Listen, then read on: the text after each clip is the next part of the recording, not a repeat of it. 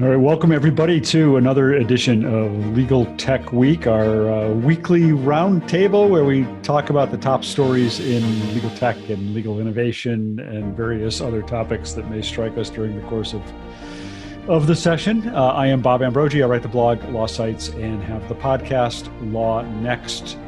And let's go around and introduce ourselves. Joe, how about you?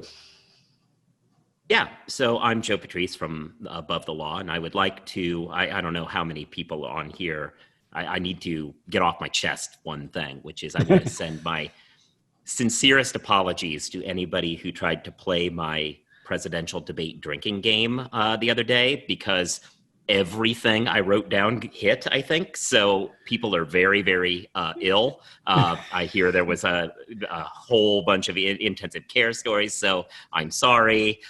Won't do it again. Thank you. You know, that debate was enough to give me a hangover without even having to drink very much. So no apologies necessary, I don't think. Victor, how about you? Hi, everyone. My name is Victor Lee. I am Assistant Managing Editor for the ABA Journal, covering the business of law and technology. My usual disclaimer is I don't speak for the ABA or the ABA Journal, and if I go on too long, I'm sure Chris Wallace or somebody will just cut me off and make me stop talking. The great debate mute button. We need one of those. Yeah. Nikki, how about you? Well, I had like anxiety attacks during that debate, so I'm still recovering. My stomach was clenching up. I don't know about you guys. It was so hard to sit through. But I'm Nicole Black. My daily state. Your daily what? My daily state that way is like anxiety attacks.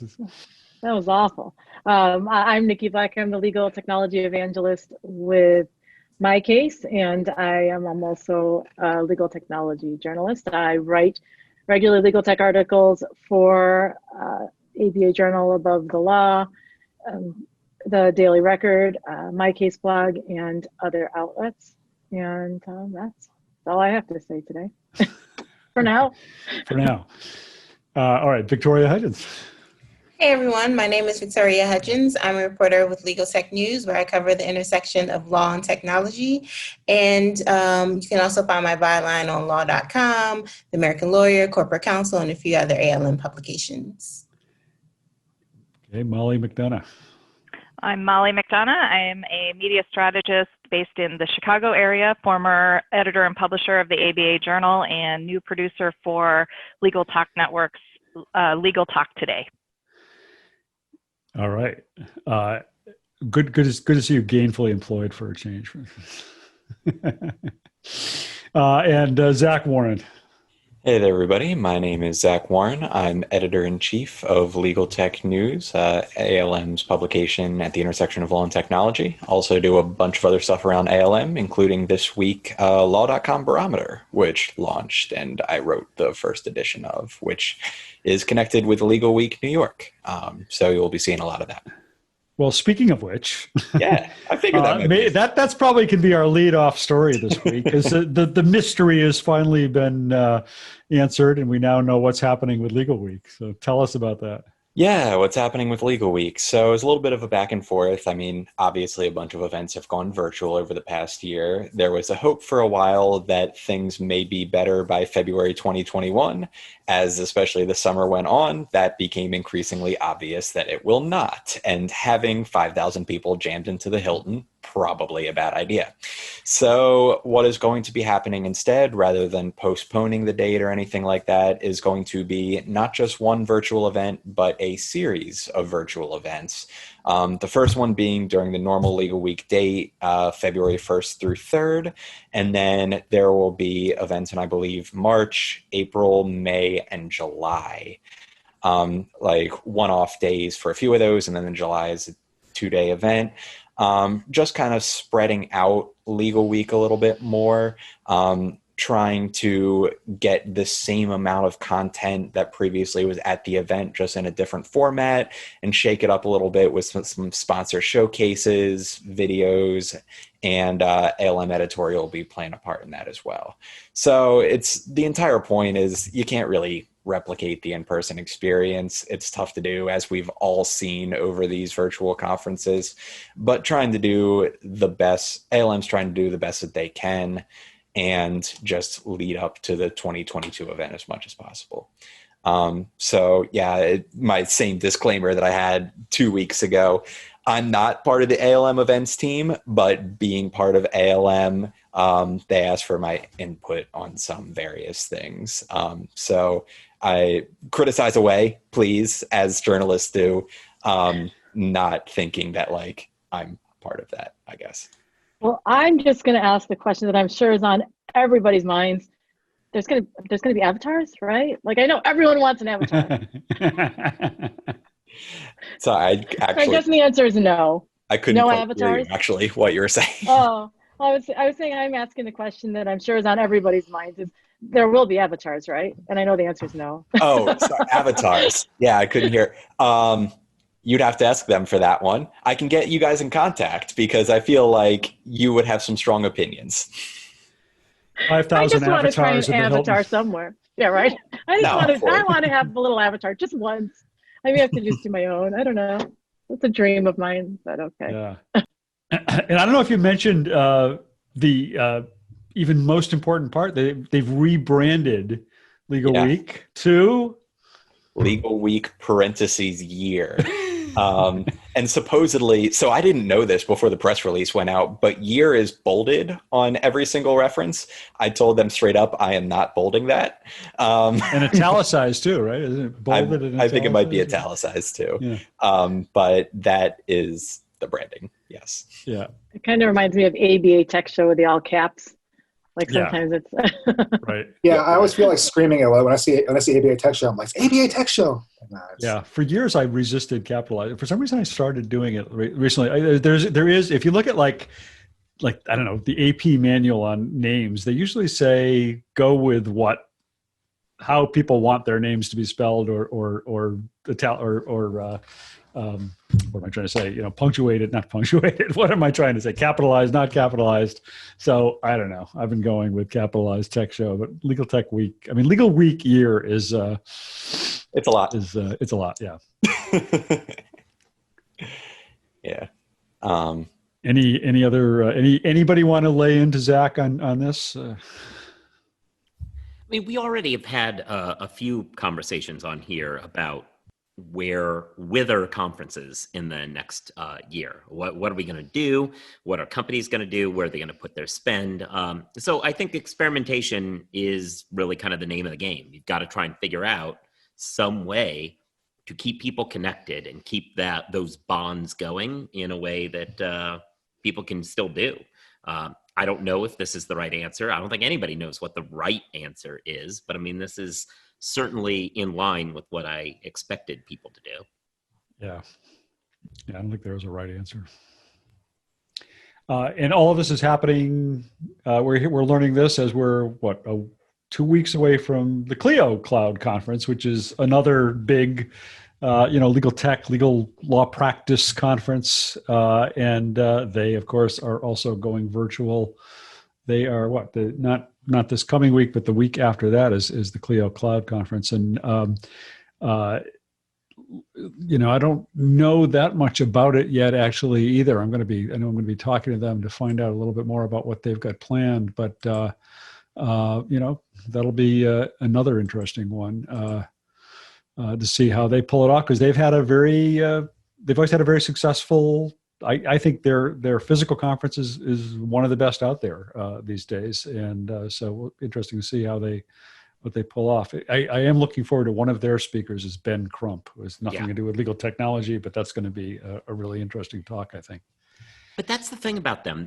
Most of their great speakers don't have anything to do with legal technology. Right. And then at the end of what I love about that show is they don't have anything to do with legal technology. And by the end of them talking, you hold the strands together and you're like, yeah, that does actually come back to a legal tech topic. Who do you know? I feel like they're in a better position than a lot of the other shows we've talked about, because they aren't trying to reach customers. They aren't a venue for various exhibitors to try and reach other customers. They're bringing their own kind of in-house people who are already customers and kind of keeping them excited. So I think that's the sort of thing that might work better virtually than some of the other shows that we've worked with, but we'll see. Yeah. That's possible, but kind of on the flip side of that, like Relativity Fest was a few weeks ago, and I think you could definitely tell it's the same sort of glitz and glamour, and they've had like full bands leading their keynote. It was definitely pared down compared to what you saw in the past, and I don't think that's necessarily a bad thing because these are times that kind of call for a more pared down show. But on the flip side, you're just not going to get the people excited like you once were. So I think it might be worth, for shows like Clio Cloud Conference, tempering expectations a little bit. Yeah, I wish I had done Relativity to compare to Clio, because I've heard a lot of feedback, much of it negative on Relativity Fest. Because people really enjoy the in-person experience, and this was just didn't even come close. And so I'm interested. Clio usually does such a good job with their production value too. So we'll see if they bring that to the web, which I would expect. Well, there's also. Go ahead. Go ahead. No, go ahead. You go. I was gonna talk about some additional conferences, so we can close up this one before I go into that. I'm done. Oh yeah, well, I was going to say Carolyn Elephant just had a women lawyers summit that I spoke at 2 nights ago. I spoke at 7, and there were like 50 people online at 7, which I thought was pretty impressive because that was after the first full day, and that one seemed really well attended, and it was seemed to have a lot of energy. If I'm correct, I think that Documents, their customer conference is going on now or starting now. Next week. Yeah.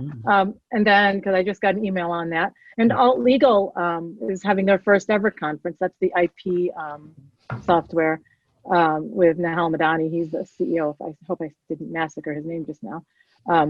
But that's going to be their first ever, and unfortunately it coincided with COVID, and I'm speaking at that one. So it'll just be interesting to see how all these different companies are sort of going to approach this, and if anyone seems to find that magic secret formula, which I think it'll include avatars, but we'll see. But yeah, I mean, that was the Caroline's Caroline Elephant's conference was actually the one I was going to mention, because it's kind of like one of the interesting things about what's happening in the conference scene is I would almost call that like a pop-up conference.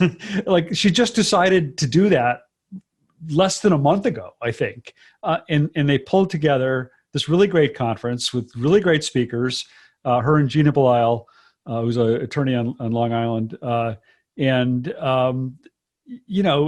Probably didn't cost them much to have to do it, and they probably got great attendance and people from all over the place on a timely topic, and that's probably one of the sort of interesting, exciting things about right now is that people can do these conferences almost off the cuff. I know we're helping LexBlog try and figure out whether we're going to do something on blogging and just do a quick little half day or something, just pull together a few programs and do a little mini conference, and it's just easy to do. And if people come, great. If not, you haven't really had to put a lot of money into it, so you're not losing a lot. So yeah, I think a lot of it, it comes down to the same thing as in person, though. It's people that others want to hear from. If you get good speakers, then ultimately a lot of the people will follow and be interested. Like probably my favorite conference that I've seen during this whole thing was actually a similar kind of pop-up conference. Stephanie Corey, who I think a bunch of you here know, Legal Ops, just put together a conference with some legal ops people and GCs. It was a one-day event. But it was super slick the way that they did it, because you log in and they pre-recorded a lot of the stuff, but it was pre-recorded, just an intro video. Then you stay on the same page. It flowed seamlessly into their first panel with a bunch of GCs, then flowed seamlessly into pre-recorded videos from sponsors, and just putting everything together in a way that it made it easy to participate, but it was also people that others wanted to hear from. It's not so much a magic formula, just very hard to execute, I think. Yeah.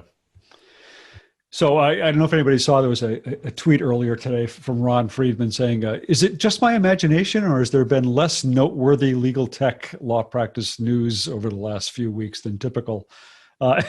And I wrote back saying, well, we've had the acquisition of MyCase, we had the acquisition of Headnote Law, we had this acquisition of Rocket Matter, we had the launch yesterday of this LexFusion company. So it seems like there's been a little activity. But when we talked about the MyCase acquisition a few weeks ago, Nikki's lips were sealed and she couldn't say anything about it. But now you can say a little more about it. Did you want to say anything more about it at this point? It's actually now closed, right? The money has changed hands and the keys Right. have changed hands.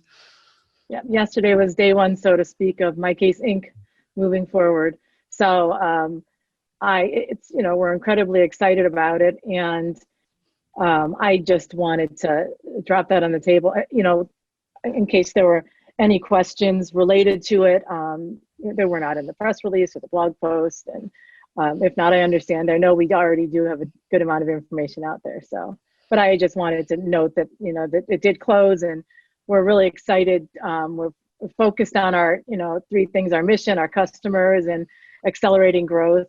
I think any of you that have ever talked to me at any of the conferences when we're talking about MyCases, new products or enhancements to the product that we've come out with, listening to customers has always been a part of at the heart of what we do, and we're going to continue to remain focused on listening to our customers to ensure that the accelerated growth and product development is in line with their needs to help them streamline their firms and run the best practices that they can, or continue to be focused on that mission of listening to our customers and providing them with the tools they need to run successful law firms. And we're incredibly excited with this acquisition and the investment in accelerating growth that's going to be available, and that how Apex Partners is going to be able to help us in that mission by investing in product development along with sales and marketing to continue fueling innovation and accelerate the growth of our business. So, it's sort of a top of the line summary of why we're excited about this. And, I'm happy to answer any questions to the extent that I can. And if not, I completely understand, because like I said, I know there's a lot out there already. Any questions? I mean, I think the questions are probably going to be longer term. I mean, I said before, I think one of the big questions I keep getting is private equity investment a good thing or a bad thing for a company? There are, some people say that, a private equity firm is going to acquire a company and, suck the last little life out of it and then toss it aside. Others say, no, it really depends. And a lot of PE firms are in it for the long haul, and they're looking to build up businesses in a particular vertical or industry or whatever else. And I kind of feel like all of these acquisitions, I actually wrote about this week on Above the Law, but I kind of feel like all of these acquisitions have the signs of wanting to be longer term investments that are going to end up being good for the products, and that would mean good for the customers. So I don't know, we'll see. Well, and as that relates to MyCase and Apex Funds has a history, track record of investing in software companies that become category leaders, with Apex investment and advisement. So it makes them an ideal partner for us, because it's a great opportunity for us to increase the breadth of our product and accelerate growth, while at the same time providing the high level of service that our customers expect, especially given the continuity of the team, including the leadership team that we have here. So it's a super exciting opportunity. And Apex has this track record of category leader, creating software leaders in a particular category. So I think that and I think you do need to look up each company and see who is this private equity company, right, and what have they done in the past. Right. So I think that's a big part of it too. Right. There's not a generic. Well, and just legal is different too, because when you think of the private equity and investment space, it's not the same as a much larger market. So when you look at the investment, I would expect it to be more long term, because it's smaller scale. So the profit comes with a deeper investment and success of the product, unless you're making the bridge to direct to consumer. Then it could be a different story. Yep. I think I neglected to mention at the outset, but for any of the folks out there who are in the audience watching this, we welcome your comments. If you have any topics or stories you wanted to raise or have us talk about here, go ahead and do that in the chat. But since I just mentioned that in raising the practice management issue, I was going to also mention this story I did this week, which was this launch of this LexFusion by a couple of sort of industry veterans, people who've been around for a long time. I think the interesting thing about it, in part, is it's very hard to come up with an elevator speech for what they do, but they're essentially trying to form they have formed a kind of a collective for selling legal tech, where they brought together supposedly best of breed companies in each in a variety of sort of segments of legal tech. And they're going to be essentially the business development representatives for that group of companies, but with an approach to this of not kind of just cold calling and emailing and being pests, but trying to establish kind of relationships with buyers of legal tech, larger firms and corporate legal departments, where they can go in and kind of have a conversation about what are your needs, what kinds of tech are right to address those needs, how do we pull it all together in a way that makes sense for you. So, I think it was kind of interesting. I think I can well imagine what it's like being the GC of a big corporation or the head of a law firm, just given the emails I get every day from people pitching me, trying to get me to, take demos and whatever else from them. I'm sure GCs just get overwhelmed by all this. And the idea of, there's a certain appeal to somebody coming to me and saying, I've vetted these companies. These are really good. Maybe these are the ones that work for you, but I don't know. Anybody have any thoughts on that? Or so I have a lot. I thought it was really interesting. Not too long ago, Dan Lina did a really good interview with Mara Grossman and about adoption and really about what kind of questions lawyers need to be asking to vet AI. Tools that are being pitched to their firms. And she has kind of these 8 methodical questions. But one of the things she said is that if there to get a quicker, wider adoption, it would be great if there was some type of entity that was doing vetting, like a Good Housekeeping seal of approval or a consumer reports type thing entity that's vetting the technology, so that the legal consumers can be making better decisions without having to get so deep into the weeds of, whether the technology works, whether it works for their size, their technology, all of that, the integrations. So I think this is a positive step in that direction. I guess I'm a little confused. I'm not confused, but concerned about the exclusivity component. So it's just kind of like a consortium of groups of non-competing businesses. So, what if you want a slightly different alternative in that mix? What do you do as a firm? Yeah. Those are good points. I think one of the issues I raised with them and talking to them for the story I did, and also with some of the other companies that were involved, is this possibly something that could suppress competition, especially from smaller startups? Do smaller startups kind of get squeezed out of the market, or at least inhibited from getting into the market if there are sort of consortia or collectives representing groups of companies? Their response is no, not at all, because we're always going to be looking for the newest and the best and the most innovative, to bring into our fold and to make part of our collective. But whether that works in practice, I don't know.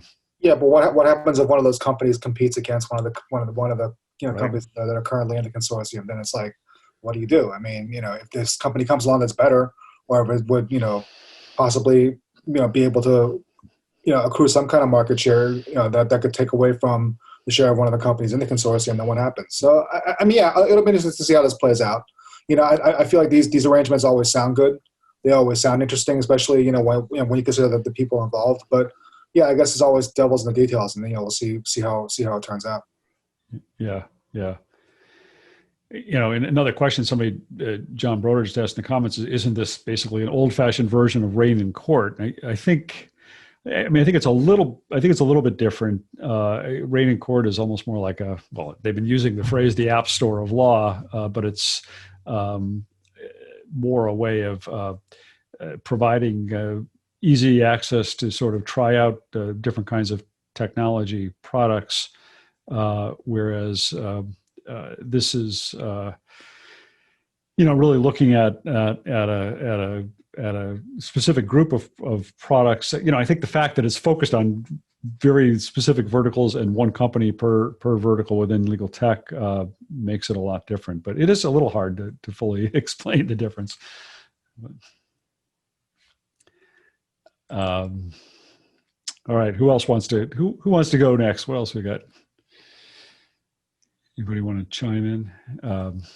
I can talk about earlier this week, one of my colleagues at the New Jersey Law Journal, they wrote about a Salt Lake City-based attorney who owns a law firm called Law HQ, and he wanted to expand out of Utah, but he found in 9 states that he can't use a trade name. Well, he can't operate as a law firm under a trade name. I guess the law firm has to be named after a person's name. He brought litigation in those 9 states, and they're New Jersey, New York, Georgia, Nebraska, Ohio, Mississippi, Indiana, and Rhode Island. And only Indiana and Rhode Island are still fighting him in court over this. The seven other states, they just changed their rules after he filed his suit. And he said, this seems like it could really be something that it allows more creativity for law firms to name their law firms, and he thinks it's most likely would be used for law firms whose practice are kind of like federal law. Like his law firm, he focuses on the TCPA litigation. And he said maybe like immigration law, they may start leveraging like trade names, operating under trade names for their law firms. And he also noted, I thought was kind of interesting, with Utah and Arizona allowing non-lawyers to provide some legal services. He said that you could possibly see more law firms have more like consumer facing or consumer focused branding with their name. So it'll kind of be interesting, will we see some law firms popping up and they're not just whoever and ever partners and associates, if we'll see a little bit more creative names. And also a tech point of it that kind of puts in tech, Law HQ, he said he also, he wanted to expand. He also has a smartphone app. So I would think that might be interesting. If you see law firms saying they're getting more tech focused, and maybe to say to have to continue their branding, they'll say we won't go by such and such firm. It'll be Law HQ. So that'd be interesting to see if we'll see that become more popular among certain firms.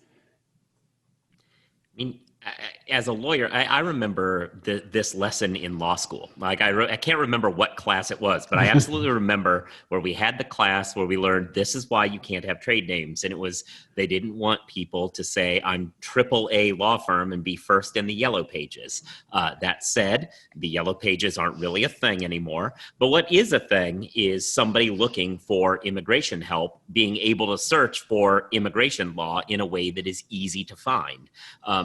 Yes, these algorithms for search engines kind of help with that. They'll figure that out a little bit for you. But going by names like we have traditionally is not particularly accessible to people who aren't we're in the know legal world. And so having trade names is actually a good way to expand the reach of law to people who actually need it, who didn't grow up knowing that, my boating buddy is the partner at blah, blah, blah, it's a good thing.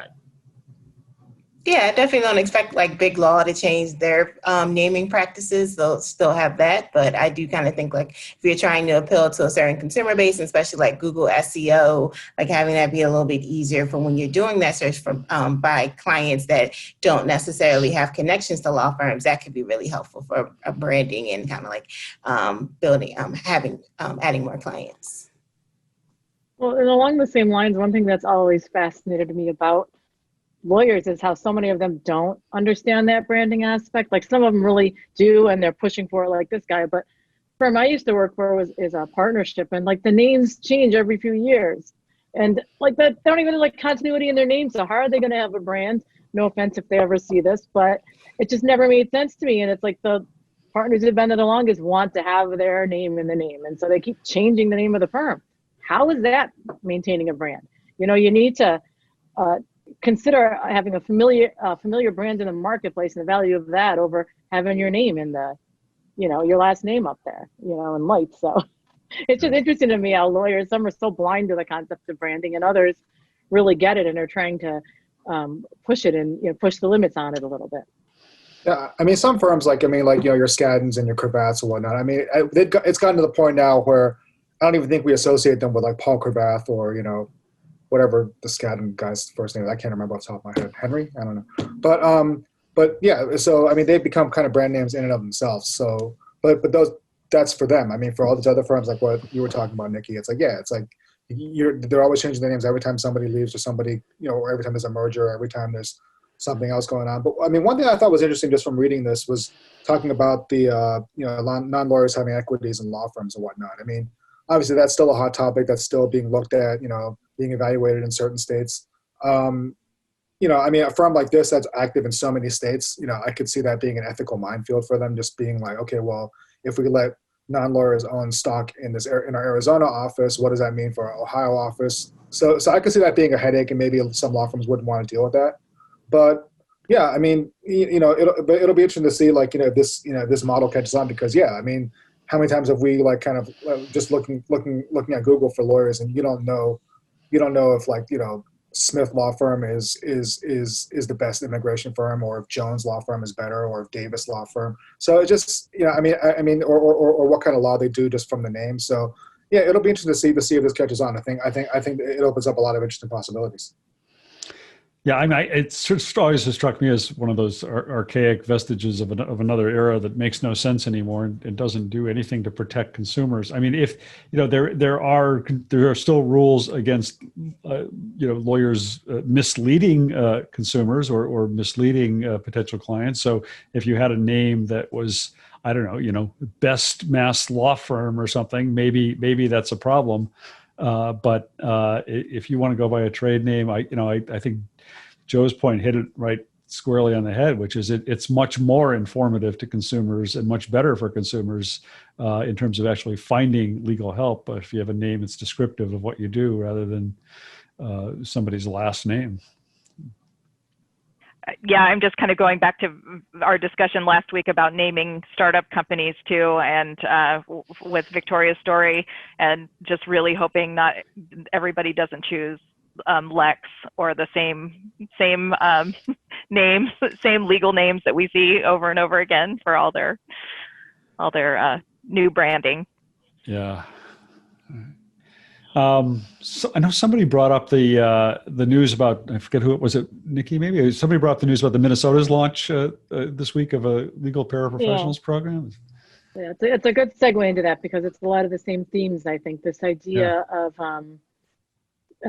old ethics rules becoming antiquated in today's world. And the Minnesota, right? That one was the one that it was an ABA journal article, but it was about how they are doing what Washington just backburnered, the idea of allowing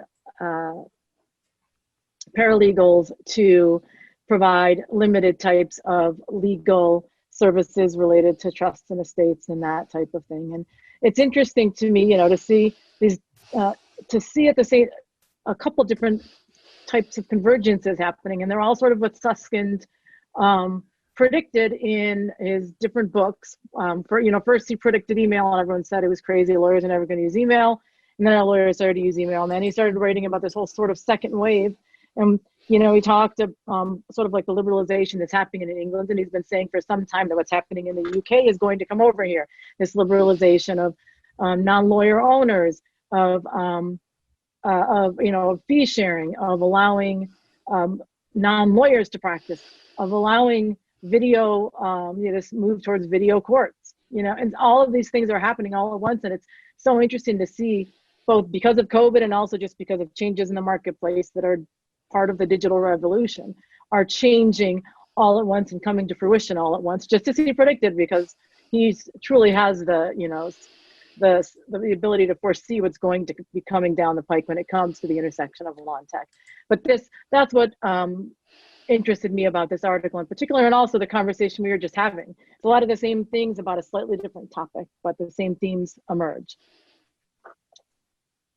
Yeah, like it's interesting because I mean, Lyle, who's the reporter who wrote that, he's been following this, like all these issues pretty closely, just starting with Washington and kind of snowballing down. And it's interesting going back and looking through like the coverage. It's like when the Washington thing happened, it was like, oh no, you know, everything's moving backwards. You know, all these programs are gonna go. Well, this program's going away, and now what does this mean for everything else? It's going to stifle innovation. Is this going to mean everything kind of moves back to where they were? But then right after that happened, then it was like, you know, you had Utah, you had Arizona, and now you have Minnesota, and you have, you know, so it's interesting how yeah, I guess that reaction didn't happen, or you know, just like, you know, what happened in Washington didn't necessarily have any bearing on any of the other states. So yeah, it's interesting. I do wonder if you know, what I mean. I guess you can't put the cat back in the bag as far as Washington goes. They've sunsetted their program. I don't know if there's any possibility that, you know, it could get reversed or it could get undone. But it'll be interesting to see like sort of if this trend continues of like states opening up their practices at a time when Washington's kind of closing down there. So it'll be interesting to see if there's any effect for that. Well, I think one of the things that Utah does is that they've created the system that, you know, challenges the marketplace to say, hey, can you do this better?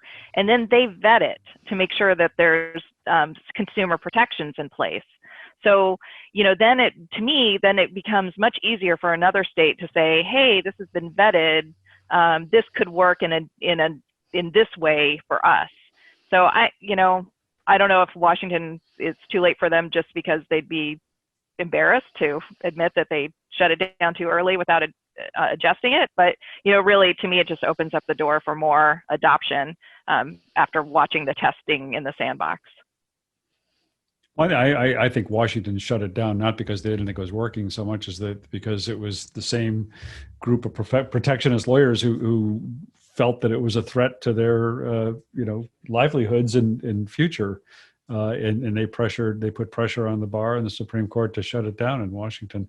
But that said, I don't know. I'm trying to think of, have I seen any real good data on the extent to which these triple LT or paraprofessional programs do in fact have an impact on access to justice? And I don't know that I really have. And I think it may be there. I haven't seen it. I think there's kind of a presumption. There's some on the California's done a lot of this work on the legal navigators.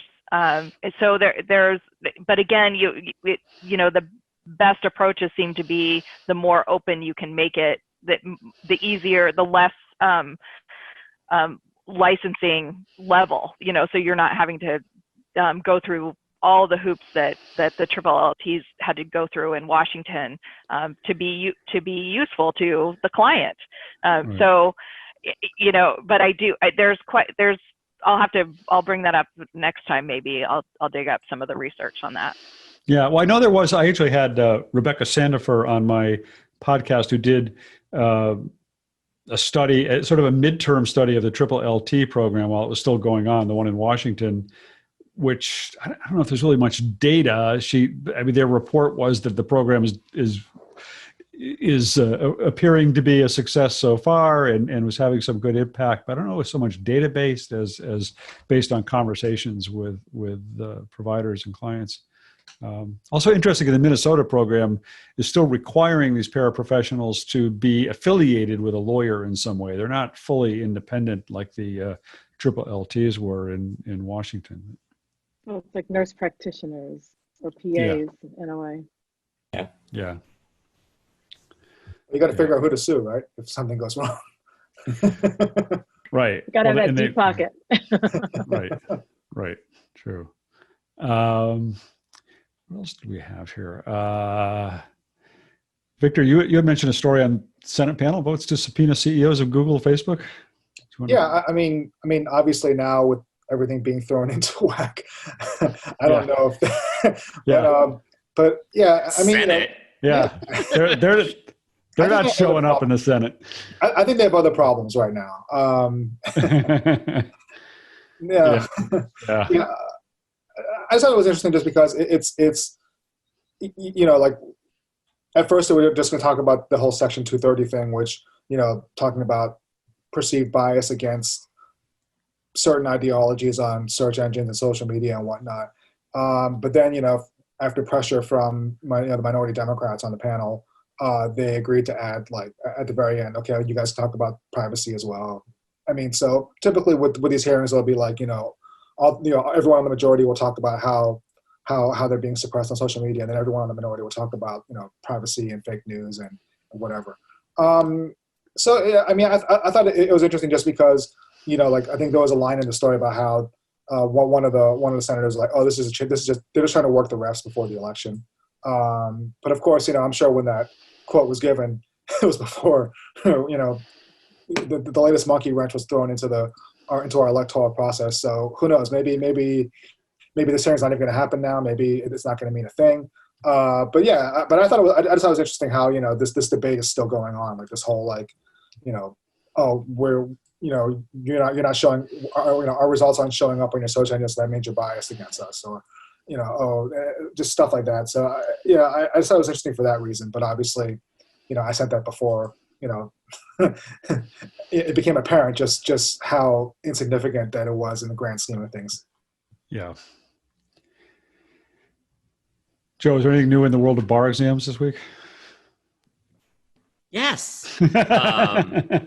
No, I mean, there always is, and there's no way to keep up with all of it. The online bar exam in 18 states, technically 19, but Oregon has diploma privilege except for a few people, and they're having an online exam for those small few. So 18/19 states begins on Monday, and it seems as though nothing is going to stop it.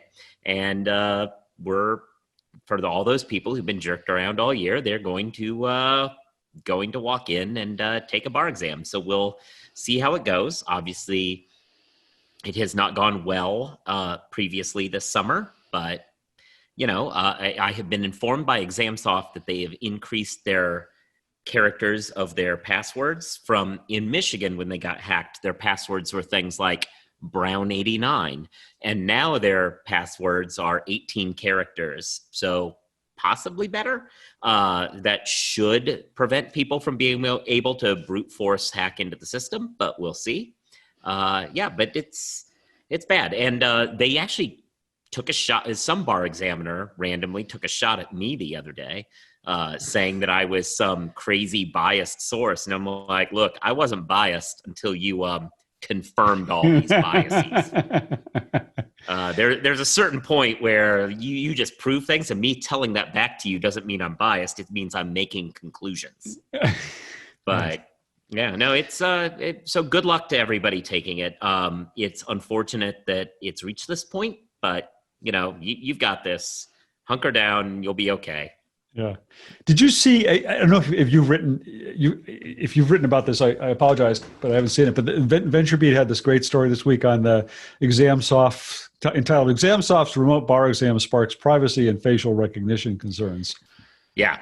Well, we've talked a lot about the facial recognition issue. Actually, Victoria's talked about that too. Like both of us have had articles about that. The privacy issues are actually a jumping off point, because in California and Illinois, both of which have laws that are pretty directly targeted at the ways in which you can use that kind of biometric information, it's an issue. It is something that, at least in California, they think should be looked at. And in Illinois, it's possible it is being looked at. I'm not sure. But there are reasons to suggest that the ways in which this software interacts and connects facial recognition that it's doing with your personal information in a setting that could be hacked and indeed has been hacked within the last year could raise concerns that it violates those laws. Yeah. The other interesting thing about this article that I did not realize is that some people are people of color are literally having to sit there with a light shining on their face in order for the facial recognition technology to not, misidentify them, because it has problem with identifying people of color. So it's a bizarre idea of sitting there taking an exam with a light flashing on your face, shining on your face throughout the exam. When I spoke to a law school student or law school's graduate who's preparing to take, I think it was the Michigan bar, and it would include like the ExamSoft facial recognition software. She said, along with going over her notes and everything like that and studying, she was also like preparing to study and take the exam under lighting, specific type of lighting, so she wouldn't have issues when exam day came and they said, we don't recognize you, or the software would say, we don't recognize you against your driver's license. So that is something real that she says she is doing, and I would assume other Black student or Black bar exam takers are maybe thinking about as well, so they can at least prepare themselves for. Right. Well, that's what this article talks about. That and this one, they talk about this one woman in particular who gets headaches from light, so she's having to sit there with this light shining on her. But it's as it goes on, her migraine gets worse during the course of taking the exam, and this goes back to what we've talked about in the past, which is that it's not like ExamSoft, who I'm sure is trying their best. It's not like they invent the facial recognition software. They get it from somewhere else, right? And we have a long history of the facial recognition software being biased in exactly this way. And so to integrate that into their system, which they had to do because ILG was the one who tried to be the exam software platform. And they said, well, we're not going to use that. We're going to use live proctors. Basically, a live proctor would get, much as many of you are watching this on Zoom, with a tile of 50 people, and they just scroll through and make sure you aren't cheating. And that crashed miserably multiple times. And so that stopped being the thing. And ExamSoft said, no, we got this solved. We'll use this facial recognition software. And a lot of people said, that seems like that's going to cause problems. And here we are. All right. I have a non-legal tech headline. Was my favorite headline of the week that I thought I'd throw out there. It was an ABA Journal one, and it was it was a lawyer who was suspended for multiple citations for driving around while naked, and so apparently that's frowned upon. I had to make a note to self, for future reference, but I thought that was hysterical. Who does these things? But that's actually our number one trending story right now as far as traffic goes. I just got that for good reason. I just got the report before I joined. That's number one with a bullet right now. It's not going to challenge the movies list anytime soon. How did you beat Joe to that story? I know, right?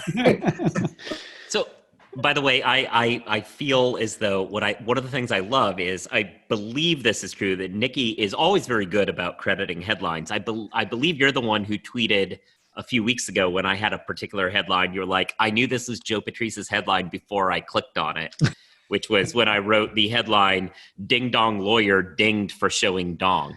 So right, I'm like, this has got to be Joe. Yeah, you're very good about crediting people with good headlines. So this lawyer had multiple citations. This wasn't a one-time occurrence.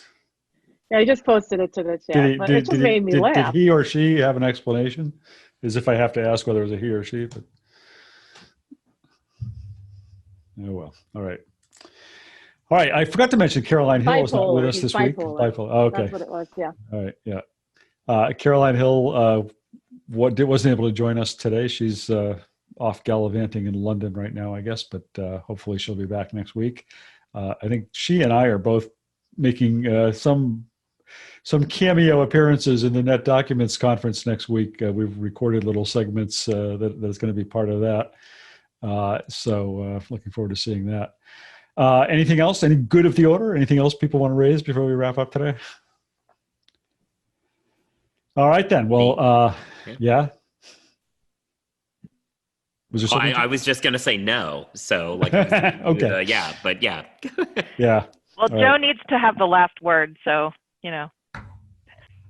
I didn't a couple weeks ago. Literally, my camera died at the end a couple weeks ago. Yeah, I don't know what's worse, losing the camera or losing the mic, but these things happen. All right, well, that'll do it for today's show then, I guess. And we will all be back here next Friday at 3 o'clock Eastern Time, noon Pacific Time, and whatever time it is in your part of the world. And I hope you'll be back and join us then. Let us know. Email any of us or reach out to us on Twitter if you have some stories you want us to talk about before then. We'll see y'all then. Have a nice Bye, all. weekend, Bye, everybody. guys.